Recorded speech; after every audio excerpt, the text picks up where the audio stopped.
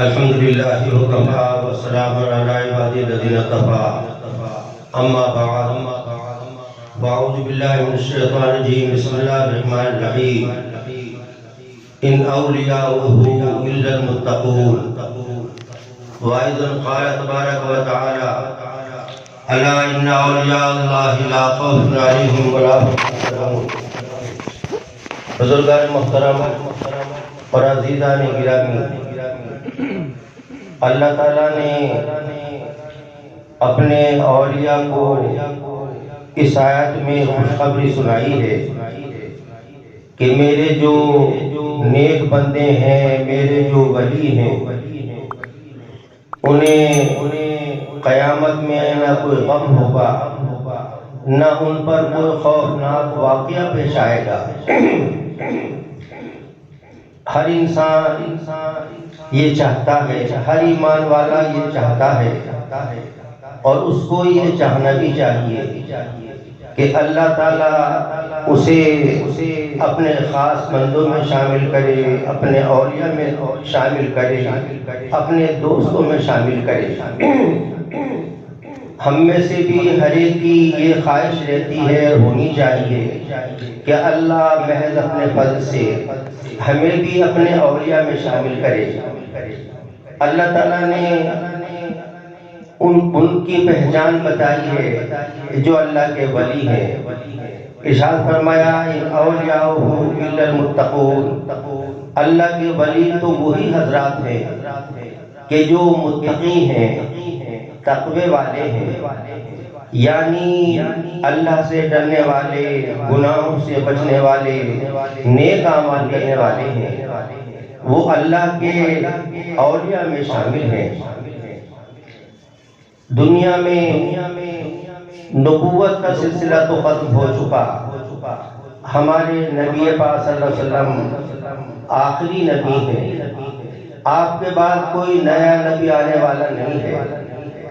حضرت عیسیٰ السلام قرب قیامت میں تشریف لائیں گے، حضرت مہدی تشریف لا چکے ہوں گے، دجال بھی عیسیٰ السلام سے پہلے دنیا میں آ چکا ہوگا اور فساد مچا رہا ہوگا۔ حضرت مہدی دنیا کے ایک علاقے میں جہاد میں مصروف ہوں گے، دجال دوسری سمت میں فساد مچا رہا ہوگا۔ حضرت مہدی کو یہ علم ہوگا کہ دجال فساد مچا رہا ہے، اور شرارت کرتے ہوئے، فساد مچاتے ہوئے وہ ملک شام آ چکا۔ ملک شام کا جو دارالسلطنت ہے دمشق، وہاں پہنچ چکا۔ تو حضرت مہدی جہاد موقوف فرما کر اور اپنے ساتھیوں کو لے کر دمشق پہنچ جائیں گے۔ دمشق کی جامع مسجد بہت بڑی مسجد ہے۔ حضرت مہدی اپنے ساتھیوں کو مسجد کے اندر محفوظ کر دیں گے۔ دجال شہر میں آ چکا ہوگا، شام کا وقت ہوگا، حضرت مہدی مناسب سمجھیں گے کہ اس کی فوج سے جہاد ہو، صبح کے وقت ہو، تو رات ہونے کی وجہ سے دمشق کی جامع مسجد میں حضرت مہدی اپنے ساتھیوں کو محفوظ کر دیں گے، دروازے بند کرا دیں گے۔ صبح کا وقت ہوگا اور فجر کی اذان ہو چکی ہوگی، نماز کے لیے تکبیر بھی ہو چکی ہوگی۔ حضرت مہدی نماز کی نیت باندھنے کے والے ہوں گے کہ مسلمانوں کی نظر مینارے پر جائے گی تو دیکھیں گے کہ حضرت عیسیٰ السلام کو فرشتوں نے مینارے تک اتار دیا ہے۔ آسمان سے حضرت عیسیٰ السلام فرشتوں کے پروں پر ہاتھ رکھتے ہوئے آسمان سے مینارے تک آ جائیں گے۔ چونکہ آسمان سے یہاں تک کوئی ذریعہ نہیں ہوگا تو فرشتوں کے پروں پر ہاتھ رکھے ہوئے آئیں گے، اور مینارے پر فرشتے اتارنے بھی یہاں سے سبق کے ذریعے سے زمین پہ آئے گی، سیڑھی لگائی جائے گی۔ حضرت مہدی کو وہ مسلمان بتائیں گے کہ مینارے پر حضرت عیسیٰ علیہ السلام تشریف لے آئے ہیں، چونکہ پہلے سے تذکرہ ہوگا۔ حضرت مہدی نماز کو موقوف فرمائیں گے، سیڑھی لگوا کر حضرت عیسیٰ علیہ السلام کو اتاریں گے اور دونوں بزرگوں کی ملاقات ہوگی۔ حضرت مہدی حضرت عیسیٰ علیہ السلام سے فرمائیں گے کہ آپ نماز پڑھائیے۔ حضرت عیسیٰ علیہ السلام فرمائیں گے کہ نہیں، یہ نماز تم ہی پڑھاؤ۔ تو حضرت مہدی امام بنیں گے، عیسیٰ علیہ السلام مقتدی بن کے نماز پڑھیں گے۔ یہ اس امت کے اولیاء کا اعزاز ہوگا، اس امت کے اولیاء کا اکرام ہوگا کہ ایک بڑا نبی، بڑا رسول، وہ اس امت کے عالم اور ولی کے پیچھے نماز پڑھے گا۔ اس کے بعد میں پھر امامت عیسیٰ علیہ السلام کے سپرد ہوگی اور حضرت عیسیٰ علیہ السلام کی امامت فرمائیں گے۔ فجر کی نماز ہو چکی ہوگی، اب یہ دونوں حضرات دجال سے مقابلے کے لیے مشورہ کریں گے۔ عیسیٰ علیہ السلام آسمان سے دجال کو قتل کرنے کے لیے ایک نیزہ لے کر آئیں گے۔ دونوں کا مشورہ ہوگا، عیسیٰ علیہ السلام گیٹ کھلوا دیں گے، دروازے کھلوا دیں گے، باہر دجال کا لشکر لڑائی کے لیے تیار کھڑا ہوگا۔ حضرت مہدی اپنے ساتھیوں کو مسجد سے نکالیں گے اور دونوں فوجوں میں جنگ شروع ہوگی۔ حضرت عیسیٰ علیہ السلام بھی جنگ میں شریک ہوں گے، نیزہ ان کے ہاتھ میں ہوگا۔ اللہ تعالیٰ حضرت عیسیٰ علیہ السلام کو یہ تاثیر عطا فرمائیں گے کہ ان کے سانس کا اثر جس کافر کو لگے گا وہ ہلاک ہونا شروع ہو جائے گا، اور ان کے سانس کا اثر وہاں تک جائے گا جہاں تک ان کی نظر جائے۔ اب دوران جنگ جب عیسیٰ علیہ السلام کی نظر دجال پہ پڑے گی، وہ تو بے چین ہونا شروع ہو جائے گا اور پھر اس کی ہمت میدان جنگ میں کھڑے ہونے کی ہوگی ہی نہیں۔ اب تک اپنے آپ کو خدا کہلا رہا تھا، لیکن اب خدا کے ایک رسول کے سامنے کھڑے ہونے کی ہمت نہیں، اور وہ پھر میدان چھوڑ کے بھاگے گا، میدان چھوڑ کر بھاگے گا۔ جب سردار بھاگے گا تو فوج بھی بھاگنی شروع ہو جائے گی، وہ بھی، اس کے ساتھی بھی، فوجی بھی میدان چھوڑ کر بھاگیں گے۔ مسلمان ان کا پیچھا کریں گے، دجال کا بھی پیچھا کریں گے، چونکہ حضرت مہدی اور حضرت عیسیٰ علیہ السلام کی وجہ سے ہمت بن جائے، ورنہ دجال کو تو اللہ بڑے عجوبے دے گا۔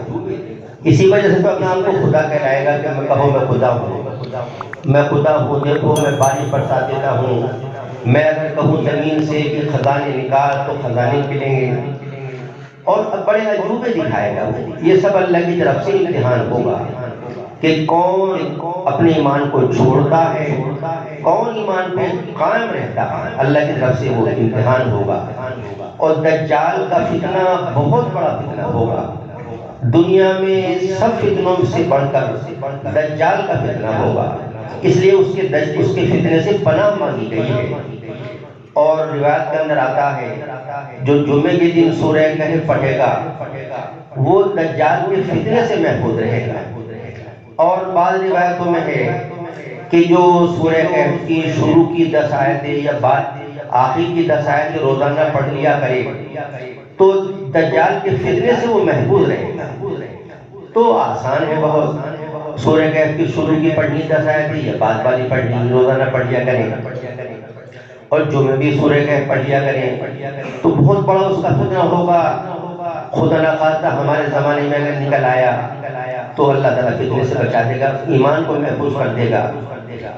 بہت سے بزرگوں کی پیشین گوئیاں چل رہی ہیں، اور جو ہے کوئی وحی کی بات تو ہے نہیں، لیکن پیشین گوئیاں ہیں۔ حضرت پیر ذوالفقار صاحب پاکستانی، ان کے بارے میں کوئی ذکر کر رہے تھے کہ حضرت بھی کچھ فرما رہے تھے کہ ہو سکتا ہے سن 24-25 تک حضرت مہدی کا ظہور ہو جائے، اور انہی کے زمانے میں دجال کا خروج بھی ہوگا، لیکن یہ بہرحال وحی کی بات تو ہے نہیں، ایک ان کا اندازہ ہے، اللہ ہی بہتر جانتا ہے۔ لیکن ایک ایمان والے کو فتنے سے بچنے کے لیے ہر وقت تیاری تو کرنی ہی چاہیے اور اپنے آپ کو تیار رکھنا چاہیے۔ تو یہ دجال وہاں سے بھاگے گا، اور حدیث پاک میں آتا ہے مقام لوط پر عیسیٰ السلام مسلمانوں سے پکڑ لیں گے دجال کو، چونکہ مسلمانوں کی ہمت بن جائے گی عیسیٰ السلام کی وجہ سے، تو وہ دجال بھاگتا رہے گا، مسلمان پیچھا کرتے رہیں گے اور مقام لوط پر جا کر اسے پکڑیں گے۔ حدیث پاک میں آتا ہے، حدیث میں مقام لوط کا ذکر ہے، ہم سمجھا کرتے تھے کہ یہ لوط ویسی کوئی جگہ ہوگی، عرب کی ایک جماعت آئی تھی، اس نے کہا یہ شہر ہے فلسطین میں، اسرائیل میں شہر ہے، تو اس شہر لوط کے اندر اس کو پکڑیں گے، عیسیٰ السلام پیچھے سے تشریف لائیں گے اور وہ نیزہ جو آسمان سے لے کر آئیں گے دجال کو قتل کرنے کے لیے، اسی نیزے سے اس کو قتل کریں گے۔ پھر یہودی جو ہوں گے، اس کے لشکر میں زیادہ تر یہودی ہوں گے، اور یہ دجال بھی یہودیوں کا بادشاہ ہوگا، چونکہ پوری دنیا میں کہیں بھی یہودیوں کی بادشاہت نہیں، ان کا کوئی مستقل ملک نہیں، اور روایت میں آتا ہے کہ وہ یہودیوں کا بادشاہ ہوگا۔ پوری دنیا میں اسرائیل ایک ملک ہے جہاں یہودیوں کی حکومت ہے، تو ہو نہ ہو اس کا اسرائیل کا ہی صدر ہو یا بادشاہ ہو دجال۔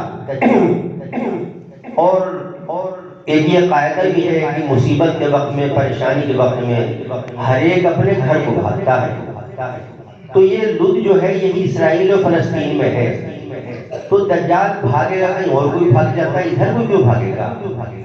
معلوم ایسا ہوتا کہ ہو سکتا ہے اسرائیل کا ہی کوئی صدر ہو یا بادشاہ ہو، وہ اپنے گھر کو بھاگے گا۔ اب دجال قتل ہو جائے گا، یہودی جو ہے پتھروں کے پیچھے چھپیں گے، درختوں کے پیچھے چھپیں گے، اور اگر وہ پتھروں کے پیچھے چھپیں گے تو وہ پتھر آواز دیں گے، اے مسلمانوں ادھر آ جاؤ، یہودی یہاں چھپا ہوا ہے۔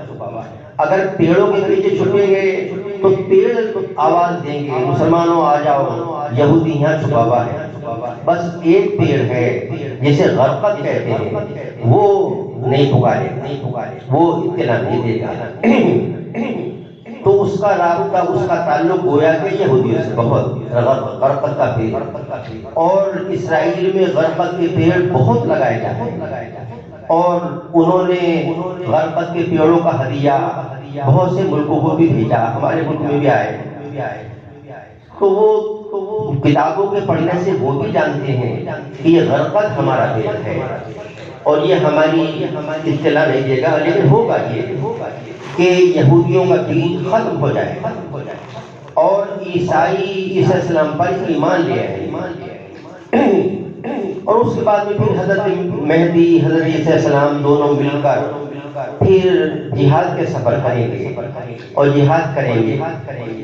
تو میں عرض کر رہا تھا کہ نبی پاک آخری نبی ہیں، آپ کے بعد کوئی نیا نبی آنے والا نہیں، عیسیٰ السلام تو قرآن پہلے نبی ہیں جو آسمانوں پر بلا لیے گئے تھے، اور ان کو وہاں رکھا گیا دجال کو قتل کرانے کے لیے، اور اس امت کی خدمت کرنے کے لیے کہ یا تشریف لائیں، امت کی رہنمائی کریں، امت محمدیہ صلی اللہ علیہ وسلم۔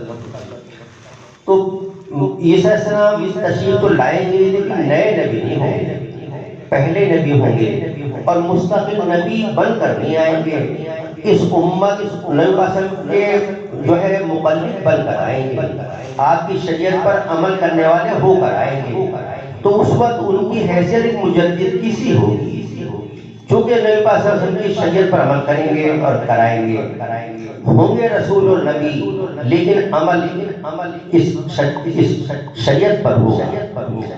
تو کوئی نبوت کا سلسلہ تو ختم ہوا، لیکن ولایت کا سلسلہ ختم نہیں ہوا، ولایت کا سلسلہ تو قیامت تک چلے گا۔ حضرت مہدی تو بہت دیر سے آئیں گے اور یقیناً وہ بہت بڑے ولی اللہ ہوں گے، اور پھر عیسیٰ السلام دنیا سے تشریف لے جائیں گے، کئی بادشاہ بہت عادل اور نیک ہوں گے، اور اس زمانے میں بڑی نیکی ہوگی اور برکتیں بھی بہت ہوں گی.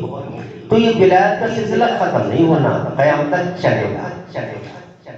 تو ہر ایک کی چاہت ہونی چاہیے اللہ اپنے اولیاء میں اسے شامل کرے. اور اللہ تعالیٰ نے اپنے اولیاء کی پہچان بتائی ہے، ان اولیاءہ الا المتقون. اللہ نے یہ ولایت کا معیار بتایا ہے، ولایت کا یہ معیار ہے، یہ کسوٹی ہے کہ جو گناہوں سے بچنے والا ہے اور اللہ کے حکم پر عمل کرنے والا ہے وہ ولی ہے. چاہے پوری زندگی میں ایک کرامت اس سے ظاہر نہ ہو، کوئی ایک عجوبہ بھی چاہے ظاہر نہ ہو، لیکن وہ اللہ کا پکا ولی ہے. صحابہ سارے کے سارے ولی، اور ایسے ولی کہ ان کے چھوٹے چھوٹے صحابی کے برابر بعد والے بڑے بڑے اولیاء بھی نہیں پہنچ سکتے. حضرت غوث اعظم نہیں پہنچ سکتے، ثابت قدری نہیں پہنچ سکتے، محی الدین چشتی اجمیری نہیں پہنچ سکتے، چھوٹے سے چھوٹے صحابی کے برابر بھی. تو یقیناً وہ ولی ہے، بہت اونچے درجے کے ولی، اور ایسے ولی کہ اللہ نے قرآن پاک میں ان کو جنتی کہا. رسول پاک صلی اللہ علیہ وسلم نے بہت سی حدیثوں میں سارے صحابہ کو جنتی کہا. ایسے ولی ہیں. لیکن چند صحابہ سے یہ ایسی جن کو ہم کرامت کہتے ہیں، چند صحابہ سے ایسی کرامتیں ملتی بس. حضرت عمر ہے، حضرت علی ہے، یہ دو صحابی ہیں جن کی کرامتیں بہت مشہور ہیں. صدیق اکبر کی کرامتیں مشہور نہیں، حالانکہ حضرت عمر سے بڑے. حضرت عثمان غنی کی کرامتیں مشہور نہیں، حالانکہ حضرت علی سے بڑے صحابی ہیں. تو اصل کرامت تو سنتوں پہ عمل کرنا اور تقوی اختیار کرنا، اللہ کے حکموں پر عمل کرنا، گناہوں سے بچنا، یہ اصل کرامت ہے. حضرت جنید بغدادی رحمۃ اللہ علیہ کی خدمت میں ایک شخص آئے اور تقریباً 10 سال رہے. جانے لگے. حضرت نے پوچھا بھائی کیسے آئے تھے اور کیوں جانے لگے؟ کہا حضرت میں نے آپ کی کرامتیں بہت سنی تھی کہ آپ بڑے صاحب کرامات ہیں، پھر کہ میں نے تو کوئی خاص نہیں دیکھی. آپ نے فرمایا تم اتنے زمانے میرے پاس رہے، یہ بتاؤ تم نے میرا کوئی عمل سنت کے خلاف دیکھا؟ کہ حضرت سنت کے خلاف تو کوئی نہیں دیکھا. یہ تو کرامت ہے، سب سے بڑی کرامت یہی تو ہے. کوئی ایک آدمی ہواؤں میں اڑ رہا ہو، پانی پر بغیر کشتی کے دوڑ رہا ہو اور عمل اس کا سنت کے موافق نہیں، تو اسے ملے گا کیا؟ اللہ تعالیٰ کے یہاں اسے ملے گا کیا انعام؟ میں جو دوڑ لیا اس کی جو تعریف ہو جائے گی. ہوا میں اڑ گیا تو اڑ گیا، یہی تعریف ہو جائے گی، لیکن اس کی وجہ سے نہ کوئی جنت ملنی، نہ جنت میں اس کو کوئی درجہ بلند ہونا. حضرت مولانا عبد القدوس گنگوہی رحمۃ اللہ علیہ ہمارے سلسلہ چشتیہ کے بزرگ ہیں. ان کے زمانے میں ایک بزرگ کی بڑی شہرت ان کی ہوئی. تو حضرت نے چاہا کہ میں ملاقات کر کے آؤں. وہ جنگل میں رہتے تھے، تو حضرت بڑے تکلف کے ساتھ، پریشانی کے ساتھ وہاں پر پہنچے. جب وہاں پہنچے تو معلوم کیا حضرت نے کہ حضرت سے ملاقات کرنی ہے. کہاں ہے؟ کہا کہ وہ آدمی تشریف لے گئے سفر میں اور اڑتے ہوئے گئے ہیں. اچھا ہم جیسے ہوتے تو جبھی معتقد ہو جاتے ہیں کہ اڑتے ہوئے گئے، بزرگ جبھی اڑتے ہوئے گئے ہیں. انہوں نے کوئی توجہ نہ کی اور کہا کہ میں نے یہ سنا ہے کہ حضرت جو نماز پڑھتے ہیں وہ بغیر مصلی بچھائے پڑھتے ہیں زمین پر. کہ ہاں ایسا ہی کرتے ہیں. کہ اچھا وہ جگہ دکھاؤ مجھے جہاں حضرت نماز پڑھتے ہیں. تو لے گئے. تو حضرت نے غور کر کے دیکھا، ظاہر جب زمین پہ کوئی نماز پڑھے گا تو ہاتھوں کے نشان بھی آ جائیں گے، پیشانی کا نشان بھی آ جائے گا، ناک کا نشان بھی آ جائے گا. تو سنت یہ ہے کہ جب سجدہ کرے تو دونوں ہاتھوں کی انگلیاں کشادہ نہ ہو، پیلی بھی ہو. اور جب رکوع کرے تو گھٹنوں پر ہاتھوں کی انگلیاں کشادہ ہونی چاہیے، گھٹنوں پر کشادہ ہوں، سجدے میں میلی بھی ہوں، اور پوری نماز میں سب جگہ اصلی حالت. یہ سنت ہوا۔ تو حضرت نے سجدے میں جب انگلی رکھی جاتی ہے، ہاتھ رکھا جاتا ہے، اس پہ غور کیا انگلی ہوگا، تو زمین پر انگلیوں کے نشانات حضرت کو کشادہ نظر آئے، کھلے ہوئے۔ فرمانے لگے جو شخص سجدے کی سنت پہ عمل نہ کرتا ہے میں اس کی بزرگی کا قائل نہیں، میں اسے بزرگ نہیں مانتا، اور بغیر انتظار کیے ہوئے، بغیر ملاقات کیے ہوئے وہاں سے واپس تشریف لے جائے۔ یہ ہے اصل ولایت، بزرگی۔ اس لیے کہ جو کام اللہ کو پسند ہوگا اور جس سے اللہ خوش ہوگا وہی چیز تو اچھی ہے، اور نہ اللہ تعالیٰ نہ اڑنے سے خوش ہو نہ پانی میں دوڑنے سے خوش ہو۔ خوشی جس میں اللہ کی ہے وہ ہے اصل ولایت، اور اصل وہی چیز ہے، اسی پر اجر ملنا ہے۔ حضرت جنید بغدادی رحمۃ اللہ سے ایک صاحب نے آ کر ایک صاحب کی تعریف کی جو صاحب کرامات تھے، کہا حضرت میں نے فلاں صاحب کو دیکھا کہ وہ مچھلی کا شکار کر رہے تھے، میرے سامنے انہوں نے کہا کہ دیکھو بھائی میں اب کے جال پھینکوں گا اور اس میں اتنی بڑی مچھلی آئے گی، نہ اس سے کم نہ اس سے زیادہ، اتنے وزن کی آئے گی، اتنی بڑی آئے گی، نہ اس سے کم نہ اس سے زیادہ۔ کہنے لگا حضرت انہوں نے جو جال پھینکا تو اتنی ہی بڑی مچھلی آئے گی۔ تو وہ بڑی تعریف کے انداز میں حضرت کے ساتھ میں سامنے ذکر کر رہے تھے کہ حضرت جو انہوں نے کہا وہی ہو گیا، یعنی وہ تو بہت پہنچے ہوئے۔ حضرت نے فرمایا کاش ان کے جال میں مچھلی کی بجائے کوئی اژدہا آ جاتا اور وہ ان کے اسی وقت کاٹ لیتا تو یہ زیادہ اچھا، اس لیے کہ اگر وہ اژدہا انہیں ڈس لیتا شہید ہو جاتے، اور ان کے سامنے وہ کرامت ظاہر ہوئی، میں نہیں کہہ سکتا اس کی کبر پیدا دل میں تو نہ ہو گیا، اگر اس کی وجہ سے دل میں تکبر پیدا ہو گیا تو ہلاک کر دے۔ تو اصل یہ چیزیں جو ہیں اللہ کے یہاں کوئی مقبولیت کی علامت نہیں ہے، ورنہ شیطان کو کتنے اللہ نے عجوبے دیے، دجال کو اللہ کتنے عجوبے دے گا، جوگیوں کو اللہ تعالیٰ نے کتنے عجوبے دے دیتا ہے، اڑ جاتے ہیں وہ اور دل تک کی باتوں کو سمجھ لیتے ہیں، عجوبے ہوتے ہیں۔ تو یہ کوئی وہ تھوڑے مولانا نسیم غازی جو مراد آباد میں جامعہ ملیہ میں پڑھاتے تھے، انتقال کر گئے، مولانا نسیم غازی رحمۃ اللہ علیہ۔ ایک مرتبہ وہ جلسے میں سنا رہے تھے، وہ میں بھی اس جلسے میں موجود تھا، وہ سنا رہے تھے کہ مراد آباد میں جب فساد ہوا، کرفیو لگا، کرفیو کھلا، تو میں نجی بات اپنے وطن جانے لگا، یہاں سے میں چلا جانا اچھا۔ تو جب میں اسٹیشن پہ آیا تو ڈبے میں جگہ خالی نہیں، پورا ڈبہ جو ہے وہ ان سے جو پنڈتوں سے، چیلوں سے، اور ایک اس میں بہت بڑا گرو تھا، اس سے بھرا بھرا۔ اب یہ تھے ایک ساتھ میں اور تھے، کہتے کہ ہم نے اللہ کے بھروسے ہم اس میں داخل ہو گئے اور جگہ تھی، ہم جب داخل ہو گئے تو وہ جو ان کا گرو تھا اس نے جب ہمیں دیکھا، ہماری داڑھی دیکھی تو سوچا کہ یہ کوئی مسلمانوں کے عالم ہے، تو وہ لیٹا ہوا تھا، بیٹھ گیا، اپنے پاس کو جگہ دی تھی اور پوچھنے لگا، گفتگو کرنے لگا، پوچھنے لگا کہ تم پیر ہو کیا؟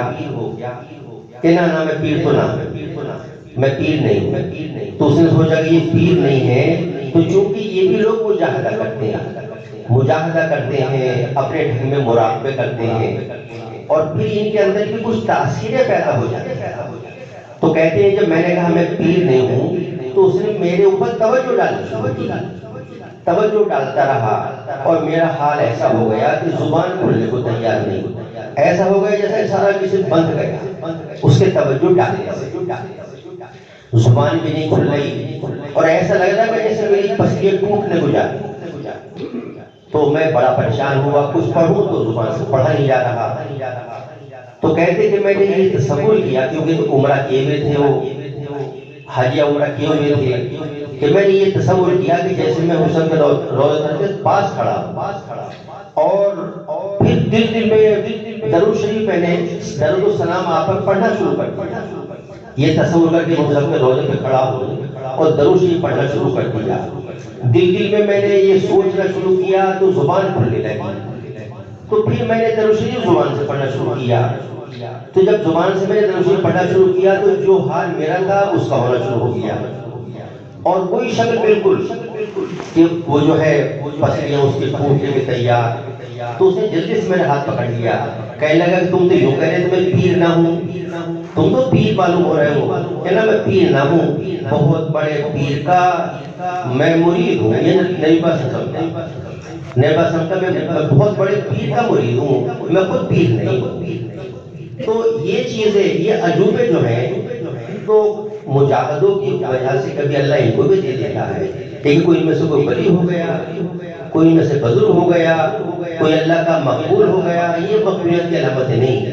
مقبولیت کی علامت اللہ کے یہاں تقویٰ ہے، کہ انسان کے اندر تقویٰ پیدا ہو، اللہ سے ڈرنے والا ہو، اللہ کے ڈر کی وجہ سے گناہ سے بچنے والا ہو اور نیک اعمال کرنے والا ہو، وہ اللہ کا ولی ہے، چاہے پوری زندگی ویسا کوئی عجوبہ اس سے ظاہر نہ ہو، کوئی وہ جس کو ہم کرامت کہتے ہیں ایسی چیز ظاہر نہ ہو۔ علماء فرماتے ہیں الاستقامت فوق الکرامت، استقامت جو ہے کہ آدمی نیک اعمال برابر کرے، گناہوں سے مسلسل بچے، یہ استقامت کہلاتی ہے۔ تو علماء فرماتے ہیں الاستقامت فوق الکرامت، استقامت جو ہے کرامت سے کہیں بڑھ کے چیز ہے۔ تمام صحابہ میں استقامت تھی، وہ نماز پڑھتے تھے کبھی چھوڑتے نہ تھے، وہ اللہ کا ذکر کرتے تھے کبھی چھوڑتے نہ تھے، وہ سنتوں پہ عمل کرتے تھے کبھی چھوڑتے نہ تھے، جو نیک کام کرتے تھے مسلسل کرتے تھے، یہ ہے استقامت، اور بڑی یہی کرامت ہے۔ تو اللہ تعالیٰ نے فرمایا ان اولیاءہ الا المتقون، اللہ کے ولی وہی حضرات ہیں جو تقوی والے ہیں۔ ہمیں اس کی کوشش کرنی چاہیے کہ ہمارے اندر تقوی پیدا ہو، اور چونکہ ولایت کا سلسلہ ختم نہیں ہوا، اور ولایت جو ہے یہ کسبی چیز ہے، نبوت وحبی چیز ہے، اللہ جس کو بخشے وہ نبی بنے گا اپنے اختیار، کوئی کوشش زندگی بھر کے کیسے نہیں بن جاتا۔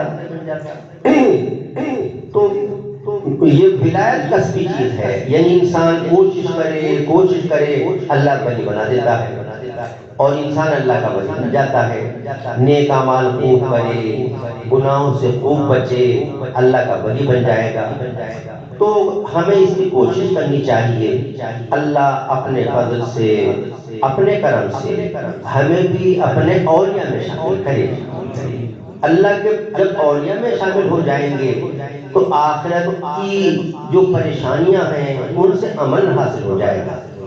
اللہ کے اولیاء قیامت کا دن جو 1000 برس کا ہوگا، سورج بہت نیچے ہوگا، اس کی وجہ سے بہت سے انسانوں کے گناہگار انسانوں کے سر کے بھیجے کھول رہے ہوں، اس طرح جیسے ہانڈی میں پانی کھولتا، اس طرح سے، اور پسینے میں شرابور ہوگا اور بڑا پریشان ہوگا، بے انتہا بے چین ہوگا۔ ایسے عالم میں اللہ کے جو اولیاء ہوں گے عرش اعظم کے سائے میں ہوں گے، اور بہت سو وہ 1000 برس کا دن ایسا لگے گا کہ جیسے اس نے 2 رکعت نماز فجر کی پڑھی، اتنا بڑا دن۔ اب ظاہر ہے خوشی کی رات، پوری رات بعض مرتبہ ایسی لگتی ہے جیسے یہ رات ہوئی یا گزر گئی، پتہ ہی نہیں چلتا۔ حضرت مولانا شاہ اللہ صاحب بخاری رحمۃ اللہ علیہ تھے، وہ جب انگریز یہاں تھا تو جو ہے ملک کی آزادی کے لیے ان کی بڑی محنت ہے، حضرت شیخ الاسلام رحمۃ اللہ علیہ کی، ان کی، مولانا ابوالکلام آزاد وغیرہ کی، تو اس زمانے میں ان کی بہت تقریریں ہوتی تھی۔ اس موقع پر ہمارے امروہہ میں بھی تشریف لائے، جامع مسجد میں بھی تشریف لائے، جب جمعیت العلماء کا پروگرام ہوا تھا اجلاس، یہاں بھی تشریف لائے تھے، تو ان کی تقریریں بڑی دلچسپ ہوتی تھیں اور بڑے روحانیت والے عالم تھے۔ ایک مرتبہ تقریر فرما رہے تھے اس وقت قرآن پاک کی تلاوت شروع کر دی. قرآن پاک کی تلاوت بڑے اچھے انداز میں پڑھتے تھے. قرآن پاک کی تلاوت شروع کر دی تو چاند نکلا ہوا تھا. لوگوں نے دیکھا کہ بادل سا آیا اور چاندنی ہلکی پڑ گئی. بادل سا جب آیا لوگ اوپر کو دیکھنے لگے کہ بھائی ابھی تو بادل تھا نہیں, کیسے بادل آ گیا؟ فرمانے لگے کیا دیکھتے ہو؟ اللہ کے فرشتے ہیں جو قرآن پاک سننے کے لیے آئے. تو تھوڑی دیر جب قرآن پاک کی تلاوت بند کر دی بادل ختم ہو گئے. اس شان کے وہ عالم تھے. تو وہ تقریر فرماتے رات میں, تو تقریر فرمانے عشاء کے بعد تقریر شروع کی اور صبح کو فجر کی اذانیں ہونے لگی. لوگ کہتے ارے اذانیں ہونے لگی, ساری رات گزر گئی پتہ نہیں چلا. خوشی کا جب ماحول ہوتا ہے تو رات گزر جاتی ہے پتہ نہیں چلتا. اور تکلیف میں رات پہاڑ نظر آتا. تو جو گنہگار ہوں گے ان کے اعتبار سے وہ دن 1000 برس کا کیا 50,000 برس کا ہوگا. اور جو اللہ کے نیک بندے ہوں گے وہ بڑا دن بھی جو ہے مختصر ان کو نظر آئے گا. اور اللہ تعالیٰ وہاں کے مسائل سے بچائے گا. ہم میں سے ہر ایک چاہتا ہے کہ اللہ اپنے فضل سے دنیا کی مصیبتوں سے بچائے, آخرت کی مصیبتوں سے بچائے. اور دعا دونوں کی بات چاہیے, دنیا کے اعتبار سے بھی آخرت کے اعتبار سے. یہ جو پڑھتے ہیں ربنا آتنا فی الدنیا حسنۃ وفی الآخرۃ حسنۃ وقنا عذاب النار, اس میں دونوں جہان کی دعا مانگی گئی. اے اللہ ہمیں دنیا میں بھی اچھائی عطا فرما, آخرت میں بھی اچھائی عطا فرما. دونوں کی دعا مانگی تو ہمیں دونوں کی مانگنی چاہیے. محتاج تو ہم دنیا کی نعمتوں کے بھی ہیں, آخرت کی نعمتوں کے بھی. ایسے نہیں کہ ہم بس آخرت کی نعمتوں کے محتاج ہوں, دنیا کی نعمتوں کے محتاج ہیں. اور جب اللہ تعالیٰ دینے والا خوب ہے تو اللہ تعالیٰ سے مانگنے میں کنجوسی کیوں کریں؟ اللہ سے خوب مانگے جب اس کے سارے خزانے بھرے ہوئے ہیں اور وہ دیتا ہے, کمی ہوتی نہیں, تو ہم مانگنے میں کمی کیوں کریں؟ بعض اللہ دعا مانگتے کہ اللہ بس یہ دے دے, میں زیادہ نہ مانگ رہا, میں زیادہ کیوں نہ مانگ رہا. تو کوئی اللہ تعالیٰ دینے میں اس کے کچھ خزانے میں کمی آ جائے گی. اللہ سے خوب مانگے اور خوب مانگنا چاہیے اور اللہ پہ یقین کر کے مانگے. ایمان والے الحمدللہ ہم ہیں, اللہ کو ماننے والے ہیں, اللہ کے وعدوں پہ یقین کرنے والے ہیں. ہمیں خوب مانگنا چاہیے. دنیا کی نعمتیں مانگے, آخرت کی بھی نعمتیں مانگے. اللہ تعالیٰ اپنے فضل سے ہمیں تقویٰ عطا کرے.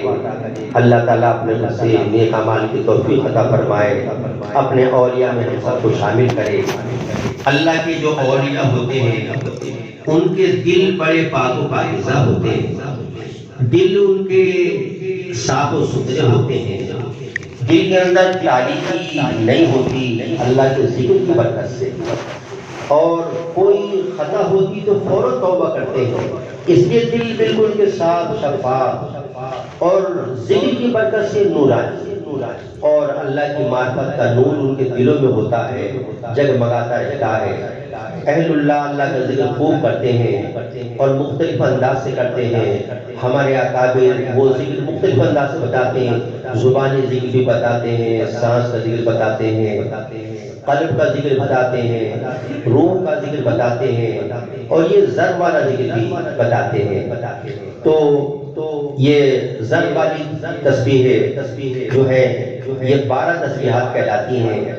اور ان کا مقصد یہ ہوتا ہے کہ دل پہ ضرب ہلکی سے لگے تاکہ دل کی سختی دور ہو, دل کے اندر دین کی بات, اللہ کی بات اچھا اثر کرے, نرمی پیدا ہو. دوسرے اللہ کے ذکر کی برکت سے دل میں نور پیدا ہو ذکر کا. یہ مقصد ہوتا ہے ضرب والی تسبیحات کا.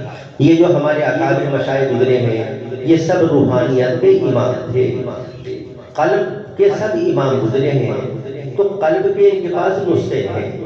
یہ سب ذکر جو ہیں یہ انہوں جو تجویز کیے ہیں یہ سب ہمارے نسخے ہیں کہ اس سے فائدہ یہ پہنچے گا, اس سے فائدہ. تو یہ 12 تسبیحات ہیں جو ضرب والی کہلاتی ہیں. اس کی تفصیل میں بیان کیے دیتا ہوں کہ کوئی اگر ساری کرنا چاہے تو اطمینان سے کی جاتی ہے. اس میں کم سے کم پون گھنٹہ لگتا ہے. تو بہت سے حضرات جو ہے ہمارے بڑے اکابر بھی اخیر تک کرتے رہے. ہمارے حضرت سید احمد شاہ صاحب رحمۃ اللہ علیہ پیر و مرشد اخیر تک کرتے رہے. اور عجیب و غریب والہانہ انداز سے ان حضرات کا ذکر ہوتا تھا۔ بہت سی حضرات کی کرامتیں، چیزیں ہم جیسوں کو بعض مرتبہ بڑا عجوبہ نظر آتا کہ یہ سچی بھی ہوگی کہ نہ ہوگی، یہ ہوتا، لیکن اللہ تعالیٰ ان کو وہ چیزیں بہت خوش عطا فرماتا۔ حضرت مولانا بلال صاحب تھے کاٹ کے، یہاں پر بھی تشریف لاتے رہتے تھے۔ مولانا بلال صاحب شیر کوٹی کاٹ میں انصار اللہ میں پڑھاتے تھے، انتقال فرما گئے۔ انہوں نے ایک مرتبہ مجھ سے ذکر کیا، وہ بھی حضرت کے مرید تھے، کہ جلال آباد میں نجف آباد کے پاس میں جو جلال آباد ہے، جلال آباد میں ایک مرتبہ مدرسے کا جلسہ تھا، اس مدرسے کے دھمکی ممبر تھے اور حضرت شاہ صاحب اس کے سرپرست تھے۔ تو اس میں جلسے میں حضرت شاہ صاحب تشریف لائے، ان کی صدارت میں تھا، مقررین میں مفتی بلال صاحب بھی تھے۔ تو جب جلسہ ختم ہو گیا تو لوگ اپنے آرام میں چلے گئے۔ حضرت شاہ صاحب مسجد میں ذکر میں تشریف لیا ہے، تنہا سمجھ کر کہ لوگ سب اپنے سونے میں ہوں گے، اب مسجد خالی ہے تو میں اللہ کا ذکر کروں، یہ 12 تسبیحات جو میں ذکر کر رہا ہوں۔ تو مفتی بلال صاحب کہتے ہیں کہ میں اس سنجے وغیرہ کے لیے پہنچا مسجد میں، تو مجھے ہلکی سی ذکر کی آواز آئی، میں نے دیکھا یہ ذکر کون کر رہا ہے، بلب بجھا ہوا تھا تو اس میں ہلکی سی روشنی بھی باہر کی، تو میں نے دیکھا شاہ صاحب ذکر کر رہے ہیں اور یہ 13-12 تسبیحات کا ذکر کر رہے ہیں۔ تو کہہ رہے میں پیچھے کو چپکے سے بیٹھ گیا، پتہ نہ چلے، دیوار سے لگ کر چپکے سے بیٹھ گیا۔ تو شاہ صاحب عجیب و غریب انداز سے ذکر کر رہے ہیں، مستی میں، اللہ کی محبت ہے۔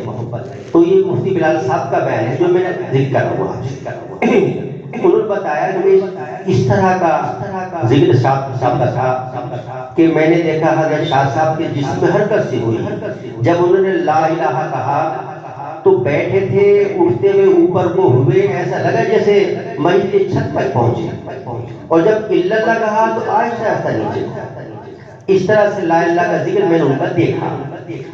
پھر ذرا سی حضرت کو واہٹ ہوئی تو پیچھے کو دیکھا کہ کوئی بیٹھا ہے، تو کہا بھائی تم کیوں بیٹھے ہو؟ کہتے میں بیٹھ گیا کہ اچھا دیکھو یہ جو تم نے دیکھا اسے کسی ذکر مت کرنا، اور کم سے کم میری زندگی میں مت کرنا۔ تو انہوں نے حضرت شاہ صاحب کے وصال کے بعد ہم سے ذکر کیا، اور ہم نے تذکرہ جو حضرت شاہ صاحب کا ہے اس میں یہ واقعہ ذکر کیا۔ انہوں نے تاکید فرما دی کہ میری زندگی میں ذکر مت کرنا کسی سے۔ تو عجیب و غریب انداز سے ذکر ہمارے اہل اللہ کرتے تھے۔